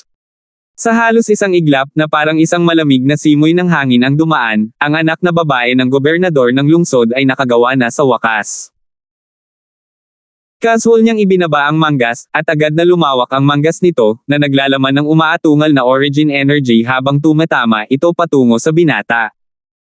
Bang! Nang walang anumang pananabik, ang binata at ang kanyang espada ay direktang pinasabog pababa sa arena. Kasabay nito, sa itaas ng anak na babae ng gobernador ng lungsod, malabo na makikita ang 800 sinaunang mammoth silhouette. Sa sandaling ito, hindi gumamit ng spirit weapon ang anak na babae ng city governor. Ika-6 na antas ng Nascent Soul Stage. Diyos ko! Itinatago talaga ng anak ng city governor ang kanyang cultivation, isa talaga siyang 6th level Nascent Soul Stage martial artist. Isang 20 taong gulang na ika-6 na antas ng Nascent Soul Stage na martial artist. Parang hindi kailanman nagkaroon ng hitsura ng isang taong may ganoong likas na talento sa kasaysayan ng ating Darkstone Empire, tama. Kahit na ito ay sa buong Dark Cloud Dynasty, kakaunti ang mga halimaw na henyo sa martial daw na tulad niya. Nagkagulo ang mga manunood sa paligid dahil lahat sila ay nabigla sa pagtatanim na ipinakita ng anak na babae ng gobernador ng lungsod. Ika-6 na antas ng Nascent Soul Stage sa edad na 20. Isang bahagyang nagulat na ekspresyon ang lumitaw sa mukha ni Alvin. Talaga bang 20 lang ang anak na babae ng city governor? Hehe. Kuya Alvin, ang kanyang likas na talento ay tila mas mahusay kaysa sa iyo. Ang voice transmission ng maliit na gintong mouse ay pumasok sa mga tainga ni Alvin. Tumaas ang mga kilay ni Alvin, at ang kanyang mga mata ay naglalaman ng bahagyang pagtataka sa loob. Isang ika-6 na antas ng Nascent Soul Stage martial artist sa edad na 20. Sa mga tuntunin lamang ng paglilinang, ito ay talagang mas malakas kaysa sa kanya. Para sa likas na talento, si Alvin ay hindi sumang-ayon o hindi sumang-ayon. Ang kanyang likas na talento ay maaaring ituring bilang limitasyon ng natural na talento para sa mga martial artists sa Cloud Continent. Kahit na ang likas na talento ng anak na babae ng gobernador ng lungsod ay mas mataas, ito ay higit sa lahat ay kapantay niya. Samantalang ang kanyang likas na talento ay nahukay lamang ng 10,000 taon na stalactite milk 3 taon na ang nakararaan, kaya ang kanyang panimulang punto ay mas huli kaysa sa anak na babae ng gobernador ng lungsod. Matapos ihayag ng anak na babae ng gobernador ng lungsod ang isang paglilinang sa ika-6 na antas ng Nascent Soul Stage, wala nang umakyat sa arena upang matalo pa. Unti-unting dumaloy ang oras. Opisyal na matatapos ang groom search competition sa loob ng kalahating oras. Walang pakialam na sabi ng matandang babae na may kulay asul na damit. Mukhang walang makakatalo sa anak na babae ng city governor at makuha ang babae. Nariyan din ang soul transformation fruit na iyon. Kumbaga, maaari itong ubusin kahit na ang isa ay hindi isang inscription master. Kapag natupok, ang kaluluwa ay makakakuha ng isang malaking pag-unlad, at maaaring makaapekto sa kakayahan sa pag-unawa sa isang tiyak na lawak. Masiglang nag-usap ang mga tao. Kuya Alvin, hindi ka pa rin ba pupunta? Ang voice transmission ng maliit na gintong mouse ay pumasok sa mga tainga ni Alvin. Tumaas ang kilay ni Alvin, pagkatapos ay tinapakan niya ang kanyang mga paa para tumalon at bumaba sa arena ng groom search competition. Sa loob ng ilang panahon, ang kombinasyon ng isang lalaki at isang daga ay nakakuha ng atensyon ng lahat. Ang isa pang tao ay umakyat upang humingi ng pambubugbog. Ito ay kahit isang binata na mukhang 22 sa karamihan. Di ba itong binata yung nakita natin sa restaurant kanina? Mukhang ganoon nga. Ang maliit na gintong daga sa kanyang balikat ay hindi simple, ito ay isang mabigat na demonyong hayop. Ang kanyang master na iyon, si Hector, ay napilayan ang braso mula sa isang indayog ng buntot sa tabi nito. Ang hindi nakakapinsalang maliit na gintong mouse na iyon ay talagang isang void prying stage na demonyong hayop. Sa lalong madaling panahon, kasama ang mga pasabog na paghahayag ng mga taong nakakita kay Alvin sa restaurant kanina, alam ng lahat na ang maliit na gintong daga na nakatayo sa balikat ni Alvin ay isang demonyong hayop. Halimaw ng demonyo. Narinig ng matandang babae na may kulay asul na damit ang mga talakayan ng karamihan, pagkatapos ay tumingin siya kay Alvin at sinabing walang pakialam. Ang mga tuntunin ng kompetisyon sa paghahanap ng groom ng ating city governor's estate ay hindi payagan ang paggamit ng anumang iba pang panlabas na pinagmumula ng lakas maliban sa mga sandata ng espiritu. Squeak squeak! Itinaas ng maliit na gintong daga ang kanyang mga kuko at inilabas ang kanyang mga pangil sa matandang babae nang marinig niya ang mga salita ng matandang babae, pagkatapos ay inikat ng maliit na gintong daga ang kanyang katawan at pinagpag ang kanyang puwitan sa asher na damit na matandang babae. Ito ang naging dahilan ng pagkatulala ng matandang babae na nakadamit ng kulay asul. Natigilan din ang mga tao sa paligid. Demonyo ba talaga ito? Nawasak lang nito ang matayog na imahe ng mga demonyong hayop sa puso ko. Ang maliit na gintong daga na ito ay hindi mukhang demonyong hayop kahit anong tingin ko dito. Sa halip ay parang alagang hayop. Samantala, ang magagandang matubig na mga mata ng anak na babae ng gobernador ng lungsod na nanatiling hindi gumagalaw sa buong panahon ay tumingin sa maliit na gintong daga sa gilid ni Alvin, at bahagyang tumaas ang kanyang kilay na hugis willow. Ang cute na maliit na gintong mouse. Ang anak na babae ng gobernador ng lungsod ay nagsalita ng may banayad at gumagalaw na boses na naging sanhi ng pakiramdam ng isa na parang naliligo sa simoy ng tagsibol. Huwag kang mag-alala, hindi siya aatake. Tumango si Alvin sa matandang babae na may kulay asul na damit pagkatapos ay tumingin sa anak na babae ng city governor at bahagyang ngumiti. Pwede ko bang malaman ang pangalan ni Young Miss? Gusto mong malaman? Tapos talunin mo muna ako. Ang anak na babae ng gobernador ng lungsod ay tumingin kay Alvin at sinabing dahan-dahan, ang kanyang boses ay maangin na parang umalingaw-ngaw mula sa bangin. Natigilan si Alvin, pagkatapos ay tumango siya at sinabing, Young Miss. I wonder, hindi ba kita pwedeng pakasalan kung matatalo kita? Ang soul transformation fruit lang ang gusto ko. Okay lang ba iyon? Nang sabihin ni Alvin ang mga salitang ito, nakaramdam siya ng kaunting awkward. Kung tutuusin, medyo masakit ang mga salitang ito. Ngunit kailangan niyang sabihin ito, dahil ang dahilan kung bakit siya umakyat sa arena ng groom search competition ay hindi ang anak ng city governor, kundi ang soul transformation fruit. Ang soul transformation fruit ay masyadong mahalaga at napakahirap makuha para sa kanya. Ayaw niyang palampasin ang pagkakataon. Kasabay ng mga salitang Alvin na pumapasok sa tenga ng lahat, ang eksena ay tumahimik.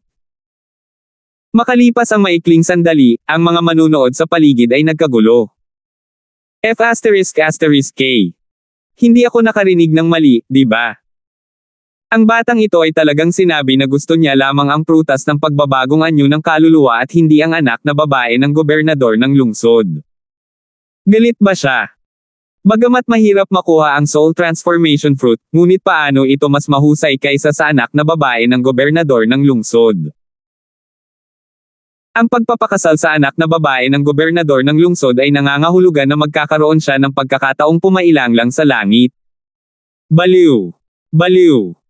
Nagkagulo ang mga tao dahil lahat sila ay nagulat sa mga salita ni Alvin.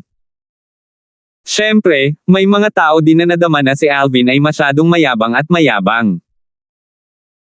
Mukhang nasa edad 22 ang batang ito, pero talagang naglakas loob siyang magsalita ng mga ganoong kaangas na salita. Sa tingin ba niya ay kaya niyang talunin ang anak na babae ng city governor? Eksakto. Kung hindi niya kayang talunin ang anak ng gobernador ng lungsod, kung gayon ang sinabi niya ngayon ay ganap na walang silbi. Masyado siyang mayabang. Sa taas sa himpapawid, hindi naiwasang matigilan at may kakaibang ekspresyon ang nakasuot na pulang lalaki na nasa katanghaliang gulang. Elder Kung, medyo naniniwala na ako ngayon. Marahil, siya talaga ang tao sa tadhana ni Tianwu. Dumating lang siya para sa Soul Transformation Fruit. Ang tukso ng Soul Transformation Fruit ay masyadong malakas para sa isang Inscription Master. Tumango si Kuya Kong. Ang kanyang espiritual na lakas ay isang fraction lamang ang layo mula sa paghakbang sa Void Priang Stage. Ito pa rin ang unang pagkakataon na nakakita ako ng isang maliit na tao sa gayong murang edad na nagtataglay ng isang kakilakilabot na espiritual na lakas. Mukhang sobrang interesado si Elder Kong sa kanya. Tumawa ang lalaking nasa middle-aged na nakasuot ng pulang damit. Hindi sumagot si Elder Kong, ngunit sapat na ang kanyang mga mata na kumikislap sa maliwanag na mga ilaw upang ipakita ang kanyang iniisip. Sa arena ng groom search competition. Anak, hindi ka ba nahihiya magsalita ng malaki? Bumaba ang mukha ng matandang babae na nakadamit ng Asher, at ang kanyang mabangis na tingin ay napunta kay Alvin. Kung nandito ka para manggulo, bumaba ka na. Bahagyang napahiya si Alvin. Hindi man lang makapagsalita ng katotohanan ang mga tao sa panahong ito. Kung gusto mo ng Soul Transformation Fruit, depende kung may kakayahan ka. Ang anak na babae ng gobernador ng lungsod ay sumigaw sa banayad na boses. 426. Kung gusto mo ng Soul Transformation Fruit, depende kung may kakayahan ka. Ang sigaw ng anak na babae ng city gobernador ay tila naglalaman ng bahagyang galit sa loob. Maging ang isang maamo ay magagalit. Paanong hindi magagalit ang layaw na anak ng city governor kapag minamaliit siya ng isang lalaki? Whoosh! Naimpluwensyahan ng kanyang matinding galit, ang kanyang maamo at magandang figure ay kumislap, na tila naging isang diwata sa loob ng apoy, tulad ng isang nagninangas na phoenix, habang siya ay direktang kumikislap patungo kay Alvin. Swoosh! Ang kanyang maselang malajade na kamay ay bumukas sa isang palad, sumipol habang siya ay umaatake sa galit, at ang kanyang malawak na origin energy ay nagngangalit at tumataas habang papalapit ito kay Alvin. Ang hampas ng palad na ito ay naglalaman ng lakas ng 800 sinaunang mammoth. Ang batang ito ay nasa isang mahirap na oras. Sa sandaling ang karamihan sa mga nakapaligid na manunood ay may katulad na iniisip sa kanilang mga puso. Si Alvin ay gumawa ng kanyang hakbang. Tumayo siya sa lugar, hindi gumagalaw na parang bundok, at itinulak palabas ang isang palad na nagdadala ng lakas upang hatiin ang mga bundok upang direktang salubungin ang hampas ng palad ng anak na babae ng gobernador ng lungsod. Sa isang iglap, 711 sinaunang mammoth na silhouette ang lumitaw sa kalangitan sa itaas ng Alvin, at lumabas ang mga ito na may kahangahangang aura na bumaril sa kalangitan na parang bahaghari. Ikalimang antas ng Nascent Soul Stage. Isang bakas ng sorpresa ang lumitaw sa kanyang matubig na mga mata, dahil halatang hindi niya inaasahan na si Alvin ay maaaring magkaroon ng kultibasyong ito sa ganoong edad. Ngunit saganang kanya, dahil gusto ni Alvin na makipagpalitan ng suntok sa kanya gamit ang lakas ng 711 sinaunang mammoth, kung gayon ito ay humihingi lamang ng gulo. Ingat! Natural na mahulaan ni Alvin ang iniisip ng anak na babae ng gobernador ng lungsod nang makita niya ang bakas ng pang-aalipuste sa mga mata nito, at nagpahayag siya ng babala bago magtama ang kanilang mga palad. Walang hiyang pagmamayabang. Ang anak na babae ng gobernador ng lungsod ay sumigaw sa malambing na boses, ang kanyang kaaya-ayang figure ay kumikislap na parang bola ng apoy na kumakalat patungo kay Alvin, na parang gustong lumunin si Alvin. Nanliit ang mga mata ni Alvin nang makita niya ang anak na babae ng gobernador ng lungsod na papalapit ng may banta. Enerhiya ng lindol. Kaagad, ang origin energy sa palad ni Alvin na sinampal ay nagsimulang mag-vibrate na may dalas na tumataas at tumataas. Sa lalong madaling panahon, ang kanyang quake energy ay umabot na sa limitasyon. Sa wakas, nagbanggaan si Alvin at ang palad ng anak na babae ng city governor. Bang! Isang napakalaking putok ang umalangaw-ngaw, ang banggaan ng nakakatakot na origin energy ay naging sanhi ng pag-freeze ng hangin sa paligid, at pagkatapos ay lumipad ang daloy ng hangin, na nagiging bilog ng sunod-sunod na mga alon at tumangay palabas. Hindi lamang iyon, ang alikabok at dumi ay bumalot sa hangin sa arena, at halos nababalot nito si Alvin at ang anak na babae ng gobernador ng lungsod, na naging dahilan upang sila ay malabo na makita. Ngunit kahit na noon, ang mga nakapaligid na pulutong ng mga manunood ay nanunood pa rin ng eksena sa harap nila ng may konsentrasyon. Sa ganang kanila, kahit na ang lakas ng binata sa arena ngayon ay hindi masama at nagtataglay ng isang paglilinang sa ikalimang antas ng Nascent Soul Stage, ang anak na babae ng city governor ay isang ika-6 na antas ng Nascent Soul Stage na martial artist. Nilimpasan ang kanyang paglilinang ng isang buong antas. Sa ganang kanila, ang banggaan ng mga palad na ito ay walang suspense, at ang anak na babae ng gobernador ng lungsod ay tiyak na mangguna. Ngunit sa kasamaang palad, kung minsan, ang imahinasyon ay lubos na naiiba sa katotohanan, at ang mga sumusunod na eksena ay naging dahilan upang sila ay ganap na natulala. Hayaan mo. Nakarinig sila ng paputok na sigaw mula sa arena at nang inig ang katawan ng anak na babae ng city gobernador, pagkatapos ay talagang mabilis itong umatras. Paano ito naging posible? Ang mga nakapaligid na pulutong ng mga manunood ay tumingin sa tanawin sa harap nila na may mga ekspresyon ng hindi paniniwala. Bagamat kakaiba ang lakas ng binata dahil nagtataglay siya ng dagdag na 11 sinaunang mammoth na halaga ng lakas kaysa sa isang ordinaryong martial artist sa ikalimang antas ng Nascent Soul Stage. Ngunit kahit na noon, ang lakas na nakapaloob sa loob ng kanyang hampas ng palad ay ang lakas pa rin ng 89 na sinaunang mammoth na mas mababa kaysa sa anak na babae ng gobernador ng lungsod, tama ba? Paano siya makakalamang? Nag-iinarte ba sila? Maraming tao ang hindi maiwasang mag-isip ng ganito sa kanilang mga puso. Sa kasalukuyan, sa mga taong naroroon, bukod kay Alvin, malamang na ang anak na babae lamang ng gobernador ng lungsod ang pinakalinaw sa nangyari kanina. Hindi makapaniwalang tumingin kay Alvin ang anak na babae ng gobernador ng lungsod, at nag-alinlangan sandali bago sinabing, gumamit ka ng inscription. Inscription. Ang mga salita ng anak na babae ng gobernador ng lungsod ay pumasok sa mga tainga ng mga nakapaligid na manunood, at nagdulot ng kaguluhan. FK. Gumamit talaga ng inscription ang batang ito. Hindi nakakagulat na nagawa niyang talunin ang isang mas malakas na cultivation na may mahinang cultivation at pinilit ang anak na babae ng city governor na umatras sa isang head-on exchange, kaya lumabas na gumamit siya ng inscription. Bumaba ka.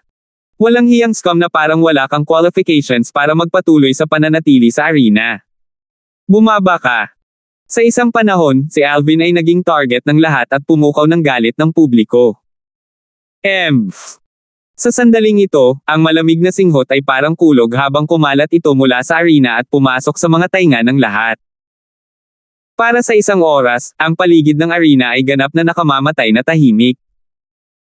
Siya ay ignorante, ngunit maaari ba kayong lahat ay ignorante rin? Kasunod nito, si Alvin ay tumingin ng walang pakialam sa nakapaligid na pulutong ng mga manunood na may ekspresyon ng paghamak.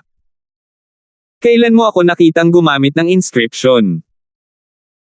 Bukod pa riyan, kung gumamit ako ng inscription, natural na mag-iiwan ito ng mga bakas ng paggamit ng inscription.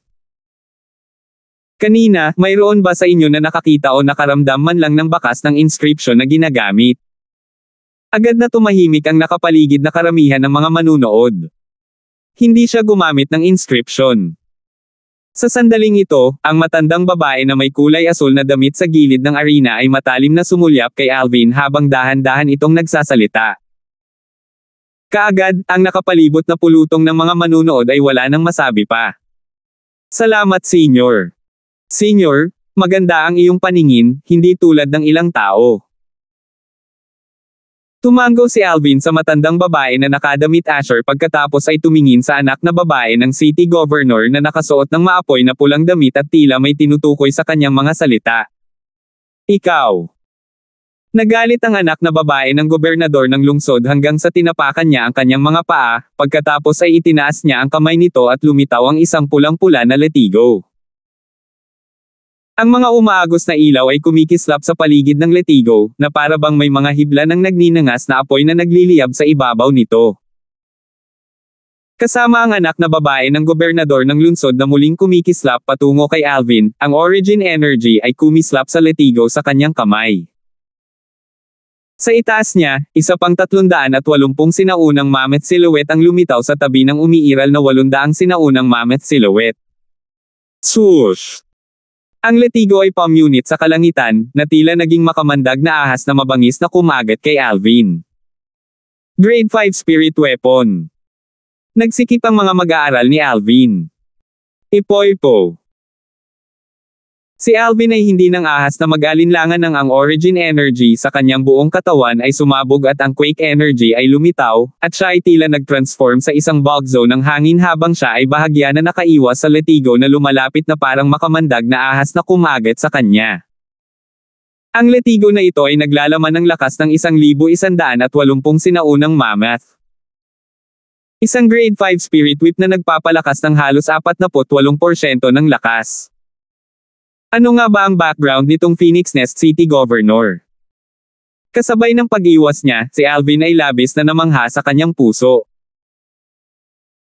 Pagkatapos ng lahat, kahit na ito ay nasa loob ng Azure Forest Imperial Kingdom, ang bilang ng Grade 5 Spirit Weapons ay mabibilang gamit ang mga daliri sa mga kamay ng isang tao. Kahit na ang 7-star sword sect na kinabibilangan niya, ang sekta na kilala bilang numero 1 sekta sa Azure Forest Imperial Kingdom, ay nagtataglay lamang ng isang grade 5 spirit sword na ipinasa mula sa henerasyon hanggang sa henerasyon. Ngayon, ang anak na babae ng gobernador ng Phoenix Nest City ay casual na nag-withdraw ng isang grade 5 spirit weapon, at naging sanhi ito na hindi makapagsalita si Alvin. Ulan ng bulaklak. Sa ilang sandali, narinig ni Alvin ang isang mahinang sigaw, at ang anak na babae ng gobernador ng lungsod ang humabol sa kanya sa pag-atake. Ang mga larawang letigo na nakatikip sa kalangitan ay dumaan sa kalangitan, na tila naging hindi mabilang na mga larawan ng mga bulaklak na binalot patungo kay Alvin na parang ulan. Napakalalim ng martial skill. Naningkit ang mga mata ni Alvin, naramdaman niya ang mga larawang letigo sa mga kamay ng anak na babae ng gobernador ng county na halos nakalock sa kanyang posisyon, at naging dahilan ito upang wala siyang lugar para makaiwas. Ang mga larawang letigo na ito na tumatakip sa langit ay tila naging isang langit na sumasaklaw sa lambat na nakakulong sa kanya mula sa itaas hanggang sa ibaba. Nakatagpo si Alvin ng mga katulad na kasanayan sa martial noong nakaraan, gayunpaman, ang mga kasanayang iyon sa militar ay may mga kapintasan upang samantalahin, pagkatapos ng lahat. Samantalang maliban kung nagawa ni Alvin na maghukay ng butas sa lupa at gumapang dito, kung hindi, magiging mahirap para sa kanya na makalabas mula sa nakapaloob na lugar ng mga imaheng letigo na tumatakip sa kalangitan mula sa martial skill na ginamit ngayon ng anak na babae ng gobernador ng lungsod.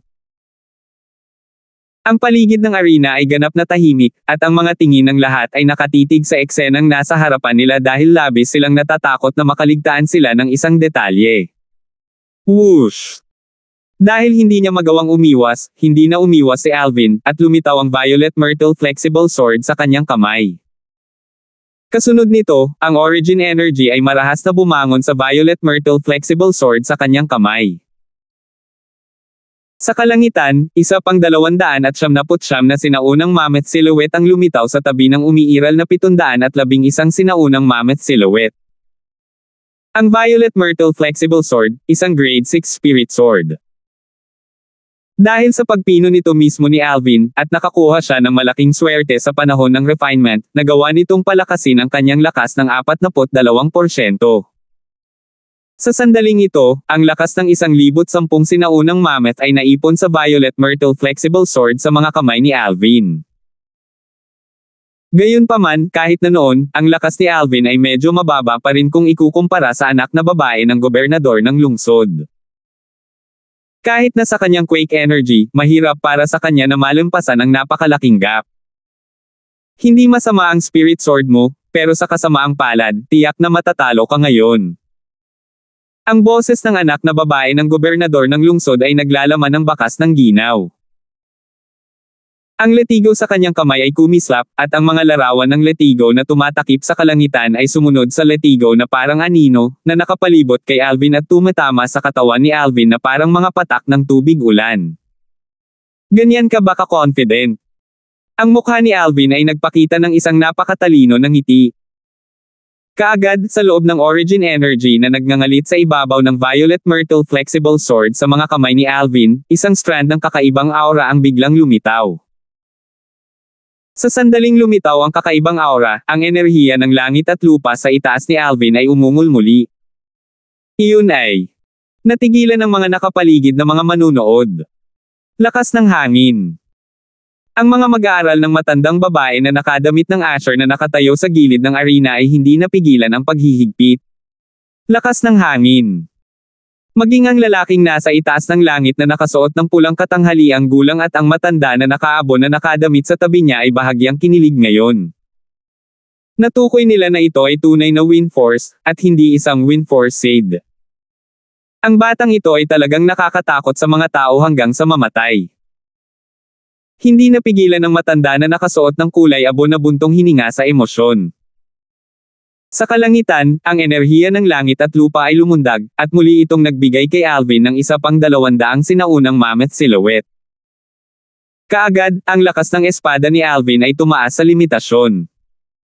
Ang lakas ng 1,210 sinaunang mammoth.